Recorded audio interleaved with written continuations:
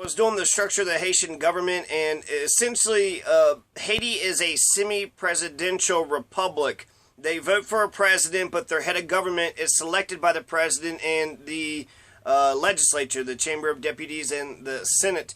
So the Jack Guy LaFontant is the prime minister, and the prime minister is the head of government who Jovenel Moise had selected. So anything that Jack Guy LaFont does has already been pre-approved by Jovenel Moise. So for them to say it's like a dual presidency or a semi-presidential republic, that's not exactly correct. It is all Jovenel Moise. He's the man. The only way Jack Guy LaFontant could have been selected was because it was his right-hand man, and then they'll have to wheel and deal. The legislature have to get some of the minister appointments and some of the platform in the some of their planks into their platform. But ultimately, it's Jovenel Moise's man. Jack Guy is Jovenel Moise's man. He tapped him on the shoulder. That's his guy. That's the guy he trusts to run the government.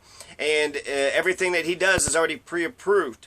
So this is all Jovenel Moise. If they try to put it on Jack Guy LaFontant, he is the head of government, and in a way you could just keep on getting rid of the head of governments and changing them over. Jovenel Moise is going to be the president for the next 5 years, but they have a thing with the legislature. If they don't vote for a vote of confidence of the government, then they dissolve the government and then they reestablish a government. So it's a little bit different than the United States. So the president always remains no matter what. But Jack Guy LaFont can be dissolved, and then they'll have to select somebody else, and that's what they're calling for right now, is for Jack Guy to step down and for them to create a brand new government. They said that this is the straw that broke the camel's back. He's gone too far. So what's the problem? What's been going on in Haiti? So in the last 5 to 6 days, Haiti has been under siege. They've been on fire. There's riots and protests all over the place, and it is because of gas prices. So they went ahead and instituted this tax, which was passed in 1995, which has to do with the International Monetary Fund. So these are world financial institutions which is putting pressure on little baby Haiti in order to try to take as much money as they can. And now that gas is $4.64.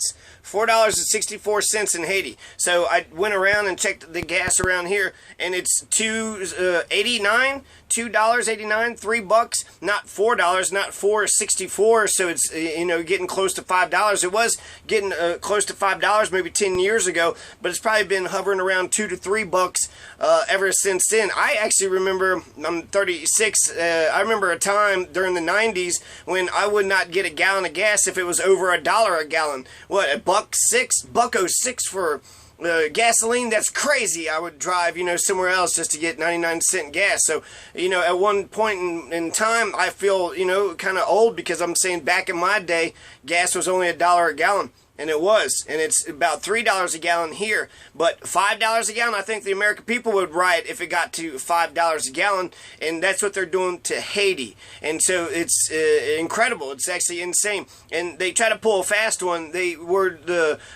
announced this on a Friday. So this has been going on since Friday. They announced this tax, and I'll talk about the tax, but then they rescinded the tax. So they eventually did go back on what they were trying to do. So they're trying to, reduce the harm that they've already created. But it was on Friday, and they released it during the Russia World Cup.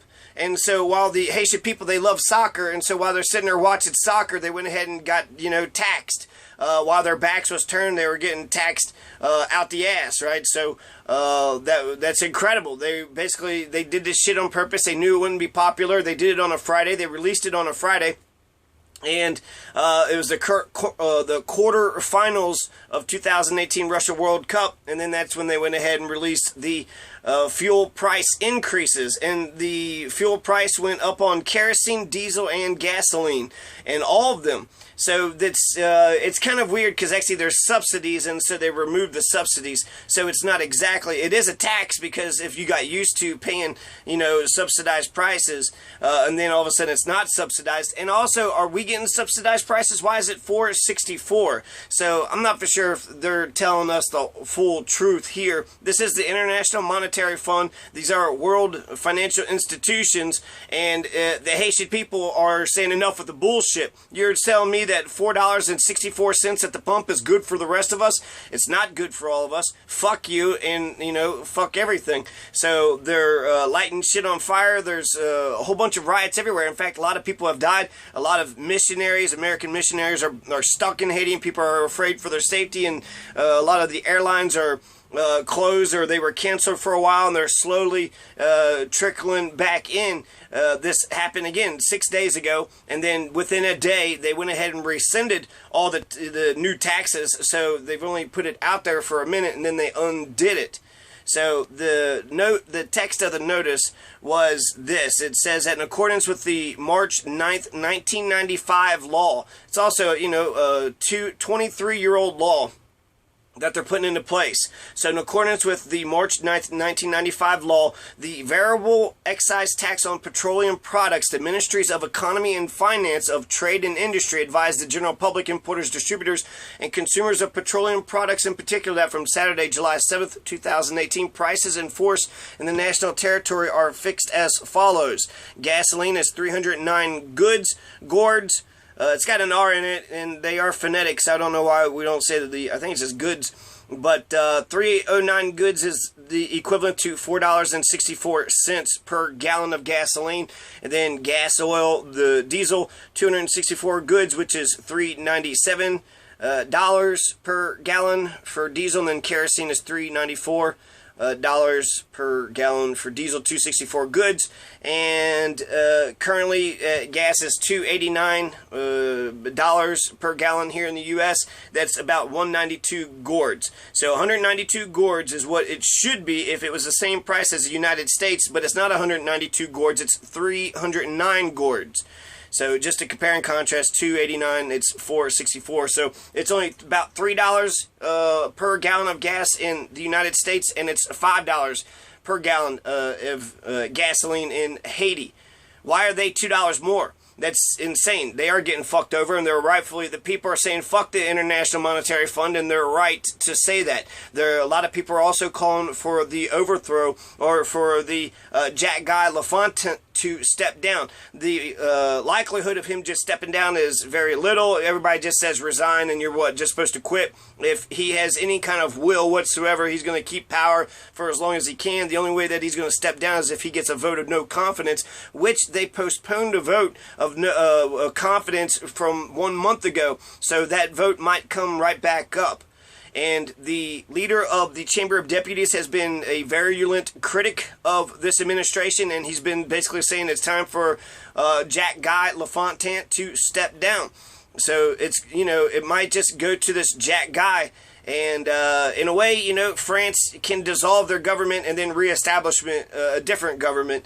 So that's not as difficult as it would be to say to do that in the United States. So that's not a crazy thing. It is crazy to assume that he would just step down just to step down. He's not going to step down just to step down unless he is forced to step down, and that would come from a vote of no confidence from both the Chamber of Deputies and from the Senate. And I would think both houses, if you have a vote of no confidence, then that is going to just shut their entire, you know, thing down. So that would shut they have no confidence. The government, right, there's the people, the legislature, the people's body does not have confidence in the executive branch, so therefore the executive branch would have to dissolve. So that's the basic information right there. It was the Ministries of Economy and Finance and of Trade and Industry. Now, there was some guy fell down, Minister of Communication and Culture, but that's not the Minister of Economy and Finance or the Minister of Trade and Industry. The Minister of Economy and Finance is Jude Alex Patrick Solomon. So Jude Alex Patrick Solomon was the one that should get fired out of the ministers. The president is the one that controls all the ministers. So the ministers are selected by Jack Guy, by the Prime Minister, but all this was pre-approved by the President. So the Minister of Communication and Culture resigns, Guy Delva, but he wasn't the one that actually offered the taxes. He's not the one that signed off on the taxes, so they might just be using him as a scapegoat. Jude Alex Patrick Solomon was the Minister of Economy and Finance, and then Pierre-Marie Dumini was the Minister of Trade and Industry. So Pierre-Marie Dumini and Jude Alex Patrick Solomon are the two people, the two ministers that were responsible for this tax. So Guy Delva says something. He's like, thanks for the opportunity. He's only been in there for 3 months, and now he's stepping down. So I also heard that Michel Martelly, the former Haitian president, flew to Dominican Republic, so he's scared of all the turmoil. So he's flown off. At least that's what it made it sound like, that he was scared because of all the turmoil. There is a lot of hatred for the government. The Tet Kale party is Michael Martelly's party, and that's who's in power still today. But it would seem like he doesn't have power now, so that the hatred would be rightfully put on the prime minister's feet or the president's feet. Specifically, I think it's all on Jovenel. Jovenel's the man. He can dissolve Jack Guy LaFontaine and then try to start a brand new thing, but I feel like they're trying to buckle down right now and circle the wagons. So they're going to try to keep this guy up here, but the riots have gone on for 5 or 6 days already, and they've already rescinded the taxes. There are no more taxes anymore, so it's not, the gas prices aren't where it had been on Friday night. Spirit Airlines, JetBlue, American Airlines, and a bunch of other airlines have canceled their flights at first. The State Department had warned everybody, saying do not travel. It's a level 4 out of 5 warning for Americans to go to Haiti. The United States has called 13 more Marine Corps to go to the U.S. Embassy to protect the current Marine Corps and the State Department that's at the U.S. Embassy right now. So Americans are advised not to travel. Those who are stuck over there are, they're saying to stay put, do not go anywhere. Basically, just stay right where you're at. Don't wander the streets. I guess because the international white people, it would be easy targets. There were some attacks at a Best Western. So in Pétionville, there was a hotel, which is, that's, $200 a night? There's only certain kinds of people in this world that could afford $200 a night. This is Haiti. Over 60% of the people of Haiti make less than $2 a day. So it's dirt poor. They, to raise their gas is $2 more than us. That's an entire day's wage for them. So there's been a lot of turmoil. I've read that 7 people have died. There was one bodyguard who was trying to get through the protesters, and he shoots his gun up in the air, but then the crowd just takes him and then just rips him into pieces. So this is kind of scary and kind of exciting at the same time. A riot is the language of the unheard. That's Martin Luther King. So this is the Haitian people saying we need to be heard. We need to be heard. And the leader of the Chamber of Deputies, which would be like our House of Representatives, is calling for the dissolution of the Jack Guy LaFontaine government. So he very much could be spreading the flames of dissent and discord and, causing these scenes. But who are these people that's murdering and killing and pillaging out on the streets? And can the Chamber of Deputies president, can he harness that back in once he gets his way? If he is able to get Jack Guy LaFontaine to step down, can he get order back into Haiti? There was an article I read about how they're trying to get the military to be reunited. They disbanded it in 1995, so for the past 20-something years, 23 years, they haven't had a military.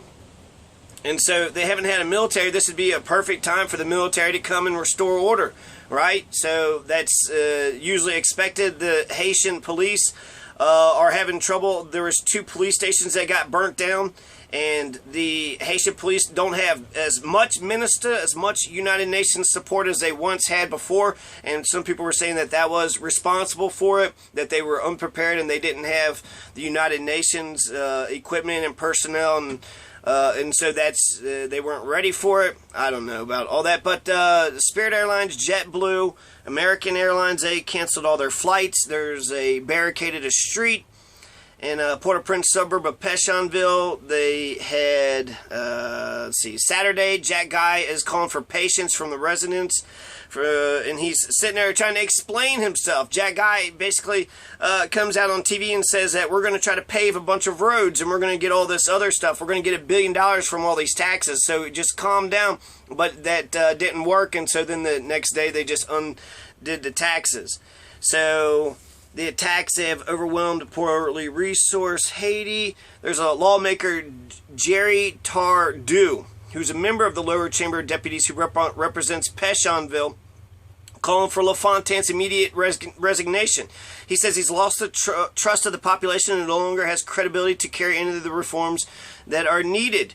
So there's angry crowd. The angry crowds have attacked luxury hotels and businesses owned by high-profile Haitians, demanding President Jovenel Moise pull back the gas hikes or resign. The call for a rollback was echoed by the lower chamber president Gary BoDeau. So Gary BoDeau is calling for the rollback. He basically said, you got 2 hours to answer to this. He tweeted this, and he says, we're giving you a second chance, and they did actually turn back around. And then you have another lower chamber of deputies who represents Pétionville, Jerry Tardieu, echoing Gary BoDeau's sentiments and saying that we're going to make sure Jack-Guy LaFontaine steps down. So this is in the right direction, or this is in the same direction as a resignation. That looks like they're going to try to take Jack-Guy LaFontaine's head, which he's only been in there for a year, so he barely even had enough time to really even do anything. But it's, when you have the president that's like the Speaker of the House of Representatives. So Gary BoDeau is saying, this is too much. And there's 7 cars that were set on fire. People are throwing rocks. Best Western Motel, again, this Best Western Hotel in Pétionville has been repeatedly talked about how it was attacked and it was set on fire. There was black smoke, and there's 300 men holding machetes and batons threatening more chaos. Businesses were pelted with rocks. Some were vandalized and looted. Jack-Guy LaFontaine gets on TV and he says every time that you loot the country becomes poor, or you destroy a store, those are jobs that you are destroying. He's saying please be patient. The administration's vision is very clear, and him and Jovenel Moise has been in office for 17 months, for a year and 5 months. It has a clear program that it has continued to execute. So they want to build another 2,485 miles of roads. They want to get 24-hour electricity in the country. But Jack-Guy LaFontaine was he was sounding more like a politician instead of realizing that his country is on the edge, is on the grip of a deepening crisis. He's on, they're on the edge. And so he's just basically kind of talking, I don't know, I guess there could be some sense to all these crazy-ass taxes, but the Haitian people don't want it. And so a vote of no confidence on his government had been put on hold last month. Just last month. It was late last month. So amid questions about the legality of 4 of ministers who were appointed in a recent cabinet shakeup. So they almost already had a vote of no confidence, or to put the vote up. Let's vote on this. Let's see what happens.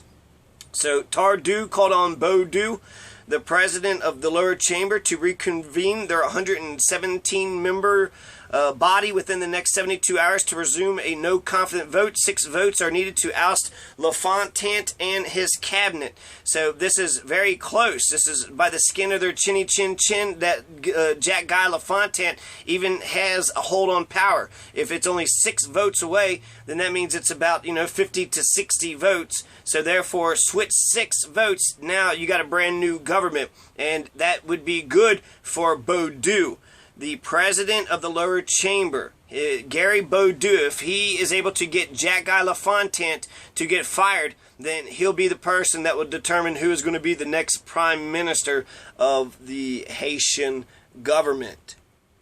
So Tardieu said he was confident he will get the vote of no confidence. He don't see how that any congressman could raise their hand to agree to support such a government. So gas prices, this is from one of the Haitians. They say it's not good for us. It's not good for you or me. It's not good for anybody. So this is a young man told a Haitian-American couple as they try to negotiate their way through one of the many roadblocks in southern Haiti, trying to get to the outskirts of the town of Cavaillon. So According to Jack LaFontaine, since 2010, Haiti has lost nearly $1 billion in revenues by keeping gas prices artificially low. They are subsidizing it, so this does cost Haiti's government money, but this is money going directly to the people to help with their gas prices. Gas, they all need gasoline, so 25% of the population benefit from subsidization, says the Haiti's finance minister, Jude Alex Patrick Solomon, but he's the one that had issued this thing, so I don't care what Solomon has to say. 100% of the population benefits from the subsidization. If you don't get direct benefits, you'll get residual benefits. So there is a graphic of the hikes that went viral because on Friday at 2 p.m., the Haitians were watching Brazil lose to Belgium during the World Cup. Right after the game had ended, that's when violence erupted with crowds in several major cities. Fiery barricades with tires cutting off major roads. A lot of people got trapped in offices and restaurants, hotel lobbies, on the streets. They had to abandon their car or walk home or take refuge at a hotel or a friend's house.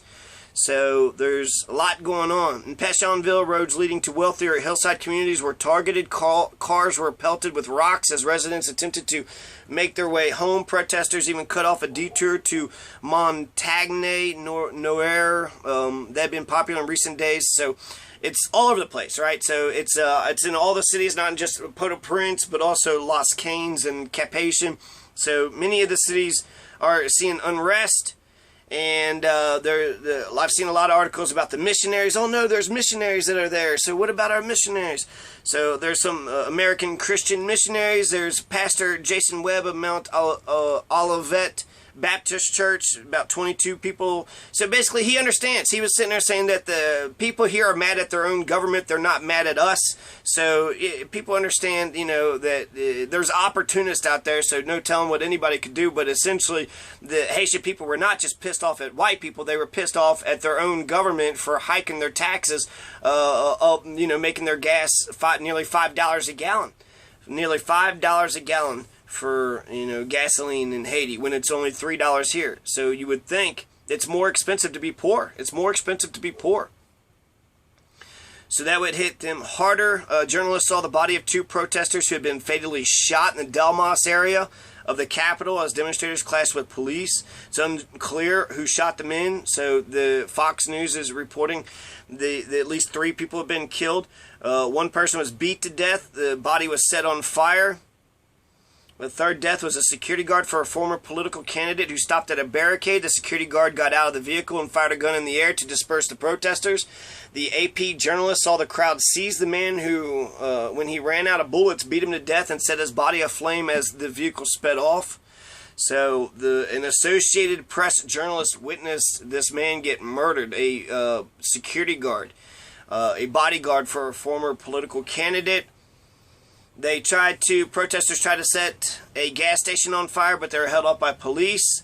And again, Gary BoDeau, he put a lot of pressure on it, and he says that he only gave 2 hours, the government 2 hours to resign or to rescind the taxes. On Friday, there's still, some scattered turmoil going on right now. Most of it's subsided, but they're still going on. There's still, protesters and fires and barricades and. So, a supermarket, other businesses were looted, vehicles were burned, mainly in the wealthy areas of Pétionville. Similar angry protests broke out in Cap-Haïtien, the second largest city, and as well as the communes of Les Cayes, Jacmel, and Petit Goave. So, internet service was suffering difficulties, but they're not for sure if that had to do with the unrest or if they just have crappy internet there. Here's American, Air France, Delta, JetBlue, Copa. They all canceled flights to Port-au-Prince through at least midday on Saturday, so they resumed flights since then. Haiti is still recovering from Hurricane Matthew, which struck in 2016, 2 years ago. 60% of the nation make less than $2 a day. 40,000 Haitians still live in makeshift camps after the earthquake, which killed nearly 200,000 to 300,000 Haitians 8 years ago. Thousands of others have died from a years-long cholera epidemic brought on by the United Nations. On Friday night, the bodyguard of an opposition party got burned. His body was burned on the road. So most of the violence is already over. There is some residual effects, It'll be interesting to see what happens. They are doubling down. Jack Guy LaFontaine is not going to resign, but there could be a vote of no confidence vote coming up soon, especially since that BoDeau, since the leader of the lower chamber, the president of the lower chamber, the Chamber of Deputies, Gary BoDeau. So if Gary BoDeau gets his way, there will be a vote, and then that means Jack Guy LaFontaine will be replaced by somebody else. That'll be a big blow to Jovenel Moise, since Jack Guy was his right-hand man, but Jovenel Moise will move on. He'll find somebody else, and if anything, that's a good little mechanism that Haiti has, that they can go ahead and dissolve their entire government. They'll keep the president right there, that's the face of the country, and they'll go ahead and undo the government underneath him and then reconstruct the government underneath him. So that's what it looks like is going to happen. If there is a no confidence vote, then that means Jack Guy will have to step down, and then there'll be somebody else be put into his place. But again, everything Jack Guy LaFontaine did was Jovenel Moise. So he'll probably put in somebody very similar, to Jack Guy LaFontaine, unless they listen to that Gary BoDeau. That Gary BoDeau. BoDeau, I think we need to listen to that BoDeau, man, because I don't know if he knows what he's doing, but if he's stirring up the crowd and he can't stop it, the beast, the revolution might overtake him. So, let's see. 2 police stations were burnt down. Several police vehicles were burned. There's a framework signed in February between the International Monetary Fund and Haiti, which implied the ending of the subsidies for petroleum products, which was a major source of the budget deficit. But the subsidies also make fuel affordable in the Western Hemisphere's poorest country, where most people live in extreme poverty. Joblessness is widespread. The inflation rate has exceeded to 13% for the past 3 years. So, arguing in support of the higher fuel prices earlier in the day, Jack Guy LaFontaine said that between 2010 and 2018, government fuel subsidies had cost $1 billion. That amount, he said, could have allowed us to build many kilometers of highway, many classrooms, many health clinics. So, he could be right about that. Instead of having lower gas prices, would they have actually created more health clinics and more schools and more highways? Or would they just keep on greasing their palms and fattening up their pockets? So 7 people, at least 7 people have been killed, and that's, by Saturday. 7 people had been killed by Saturday. So that's all the information I have here. So because of $5 gasoline, there have been riots, and the riots have been carrying on, mostly trimmers. The majority of it was on Friday and Saturday, and they've already rescinded the taxes. So at this point, what they are working on is basically just harm reduction. The taxes aren't there anymore, and what's the government going to do? Is there going to be a shakeup? Is Jack Guy LaFontaine going to step down? He's not going to resign, but will no confidence vote kick him out? So I want to take the last 2 minutes and actually talk about the structure of the Haitian government. The powers of the Prime Minister: they must form a government. Then they give a general policy speech to the Parliament. They have to get a majority vote from both houses with the approval of the President. The Prime Minister picks his own cabinet of ministers and then goes before the legislature. And it's an open ballot. A simple majority from both houses are required to get a vote of confidence for the Prime Minister's general policy. If one chamber votes no confidence, then the voting is repeated. That means either chamber can veto the Prime Minister. The Prime Minister was already selected. He was selected over a year ago. So in order to get selected, he had to have made friends with the President and with the legislature. He has regulatory power when the President isn't around. If there is an absence of the President, then the temporary disability of the President of the Republic goes on the Prime Minister, and so he presides over the Council of Ministers. This is regulatory power. He can never suspend or interpret the laws or refrain from executing them. His regulatory power is exercised by the order of the Prime Minister, so he can regulate. He's a regulator. That's his power, is a regulator. He's the head of government, but he does everything Jovenel Moise wanted him to do from the outset. He can appoint and fire government officials, so that's a very important power. He can fire and hire government officials.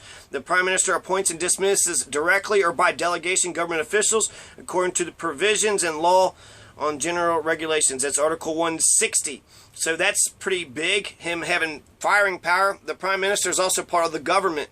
So the government is composed of Prime Minister, the ministers, and the Secretaries of State. So the Prime Minister is the head of government, the wheels of the machine. He is at the top of the machine when it's running. But Jovenel Moise is the one on top of him, and he makes sure the whole damn machine is being run. So even though he's got regulatory power, it's still Jovenel Moise. The legislature still have to pass the laws. He only has to interpret or enforce them, and then he has to go before the ministers or the two chambers in order to get his bill supported. So those are the powers of the Prime Minister, and yeah, so that's what's been happening in Haiti.